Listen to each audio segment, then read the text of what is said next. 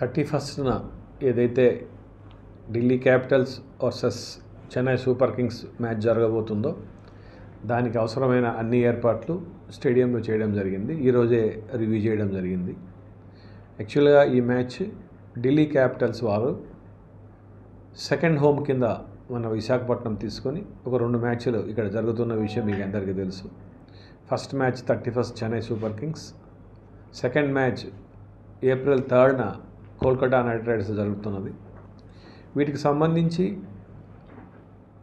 Andhra cricket association ఇక్కడ వాళ్ళకు అవసరమైన అన్ని ఏర్పాట్లను బీసీసీఐ నామ్స్ ప్రకారం వాళ్ళ అగ్రిమెంట్ ప్రకారం ఏర్పాటు చేయడం జరిగింది.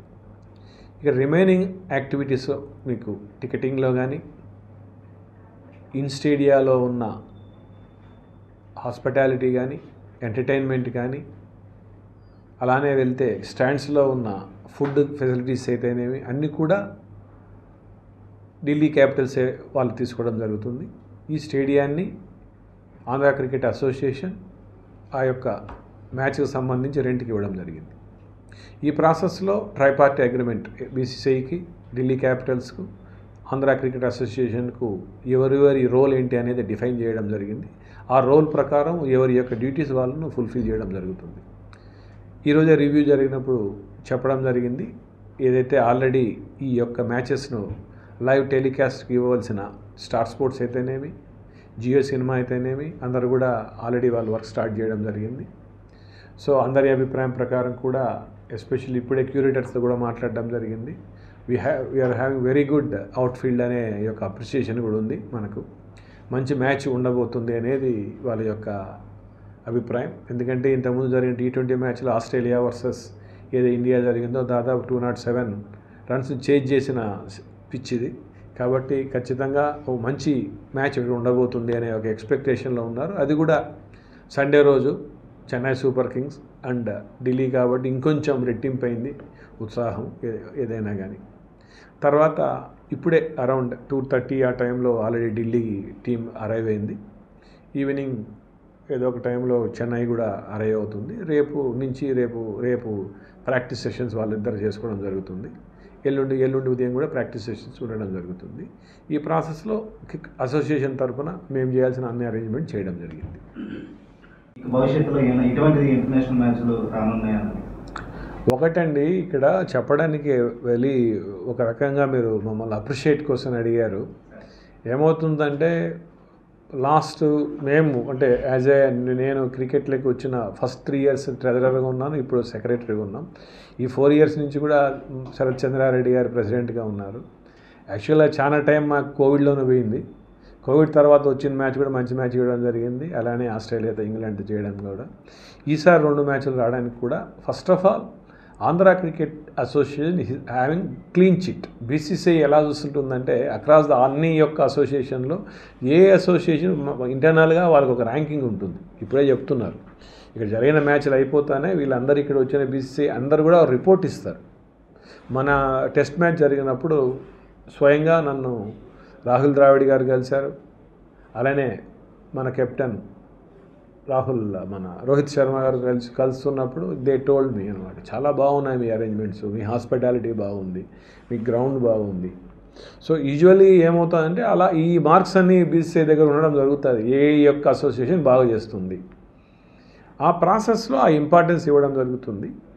దాంట్లో వీఆర్ ఫార్చునేట్.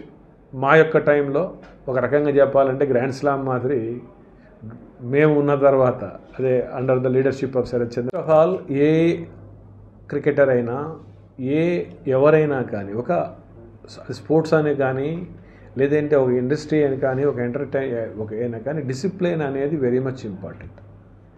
ఇక్కడ ఏమవుతుంది ఎస్పెషల్లీ క్రికెట్లో డిసిప్లిన్ మీరు మందే కాదు అక్రాస్ ద హిస్టరీలో చూస్తే చాలాసార్లు ఇలాంటి ప్రాబ్లం చాలా అసోసియేషన్లు కూడా వచ్చాయి.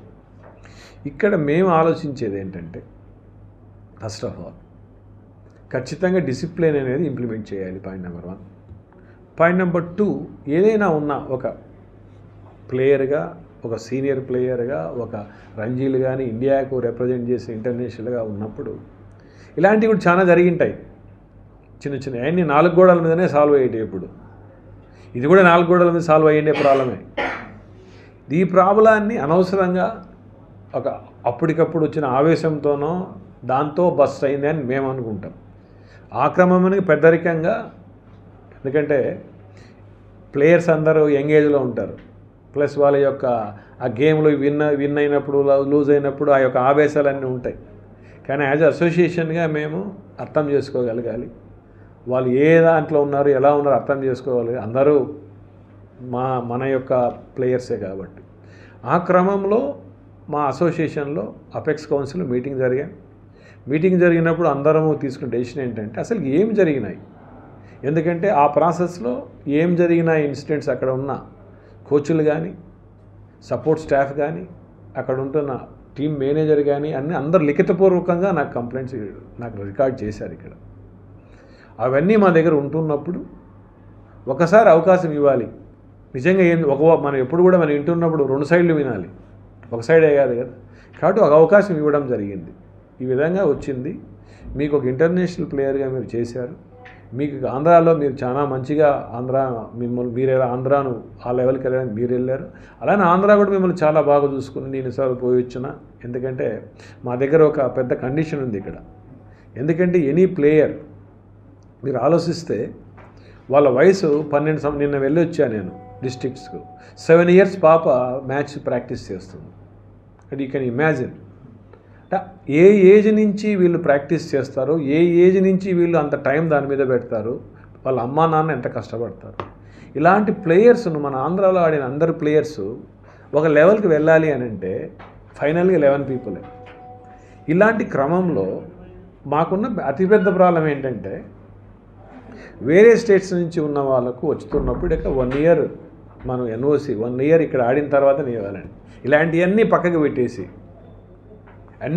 పెట్టేసి ఒక అవకాశం ఎందుకు ఇచ్చామంటే ఒక ఇంటర్నేషనల్ క్రికెట్ ప్లేయర్ ఆడిన వాళ్ళు ఇక్కడ ఉంటే వాళ్ళ వలన కొత్తగా వచ్చే జనరేషన్, కొత్తగా వస్తున్న పీపుల్ కూడా ఎవాల్వ్ అవుతారు అనే దాంతో ఇవ్వడం జరిగింది.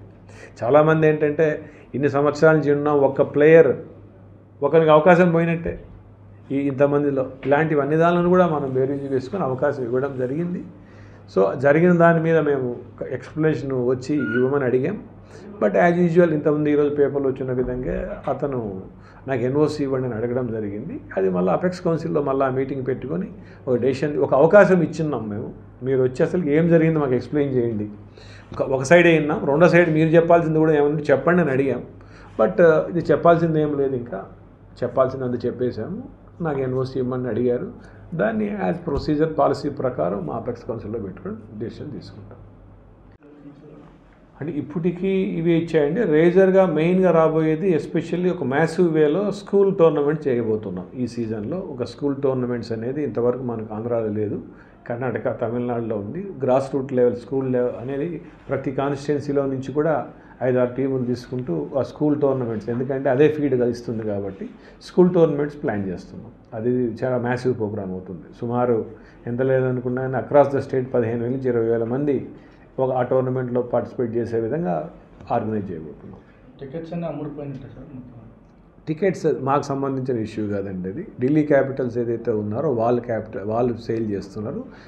బయలెటరల్ దీంట్లో మేము సేల్ చేస్తాం, కానీ దీనికి ఢిల్లీ క్యాపిటల్స్ వాళ్ళు సేల్ చేయడం జరుగుతుంది. వాళ్ళు చెప్పడం ప్రకారం చెన్నై మ్యాచ్ కన్నా అయిపోయినాయి, కోల్కతా మ్యాచెస్కి అవైలబిలిటీలో ఉన్నాయన్నట్టు చెప్పడం జరిగింది.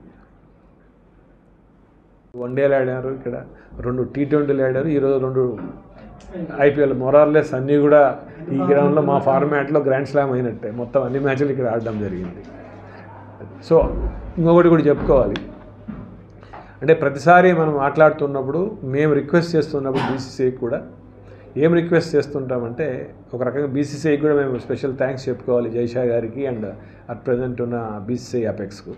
మా యొక్క రిక్వెస్ట్ను వాళ్ళు పాజిటివ్గా ఆలోచించడం. వైజాగ్ అంటే వాళ్ళకు కూడా ఆ యొక్క ఇట్స్ ఎ బ్యూటిఫుల్ ప్లేస్, మంచి ప్లేస్, బాగుంటుంది. ఈరోజే రిలయన్స్ బ్రాడ్కాస్టర్స్తో అండ్ వాళ్ళతో మాట్లాడొచ్చా, వాళ్ళ ప్రొడక్షన్ మేనేజర్స్తో మీటింగ్ పెట్టుకొని అందరు కూడా మన వైజాగ్ షూట్ చేశారు. వైజాగ్ రేపు చూపించబోతున్నారు వైజాగ్ని అంతా.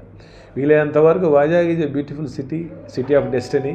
కాబట్టి ఇంకొంచెం దీన్ని మనం సపోర్ట్ చేసే విధంగా రిక్వెస్ట్ చేయడం జరిగింది. ఇలాంటి మ్యాచ్లు ఇంకా రావడం వలన మన యొక్క వైజాగ్ యొక్క ఇది ఖచ్చితంగా డెవలప్ అవుతుంది. Thank you. మ్యాచ్ కూడా సండే పడింది, సో ఇప్పుడు ఏంటంటే ట్రాఫిక్ అనేది ఎక్కువ అవుతుంది సార్. దీనికి సంబంధించి ఆల్రెడీ రివ్యూ చేయడం జరిగింది. రివ్యూ రీసెంట్ జరిగిన ఏదైతే ఢిల్లీ క్యాపిటల్స్ ఏదైతే మ్యాచ్ వాళ్ళు ఇంతకుముందు చెప్పినట్టు వాళ్ళు చేస్తున్న ఈ మ్యాచ్కు పోలీసులతో ఒక రివ్యూ మీటింగ్ పెట్టడం జరిగింది. సిపి గారు, డీసీపీ గారు, అడిషనల్ డీసీపీ గారు అందరూ అటెండ్ అయ్యారు. వాళ్ళు ఇచ్చిన సూచనల మేరకు ఏ విధంగా చేయాలి అనే సూచనల మేరకు ఢిల్లీ క్యాపిటల్స్ వాళ్ళు ఆ విధంగా అరేంజ్ చేసుకోవడం జరిగింది. ఆ యొక్క ఇబ్బంది లేకుండా చేయడము, ప్లస్ బస్సెస్ అరేంజ్ చేయడము, ఏపీఎస్ఆర్టీసీ ఇవన్నీ విధాలు కూడా ఏర్పాటు చేయడం జరిగింది. సార్ ఇప్పటికే బీసీసీఐ ఇంట్రెస్టెడ్ ఉమెన్ అంటున్నాను గుర్తులేదు కాబట్టి అడిగాను, ఆఫ్ ద రికార్డ్ తీసుకున్నారు. సో సిఎస్కి ఎట్లయితే మన ఆడదాం ఆంధ్రలో మనం జరిగినప్పుడు కొందరు ప్లేయర్స్ని తీసుకోవడం జరిగింది. అలానే మేము కూడా ఒక ఇద్దరు ప్లేయర్స్ తీసుకున్నాం, ఒక ఉమెన్ అండ్ మెన్. వాళ్ళకి మేమే అలానే సిఎస్కే కూడా ఒకరు తీసుకునేది. అది not related to the association, directly వాళ్ళే తీసుకోవడం జరిగింది.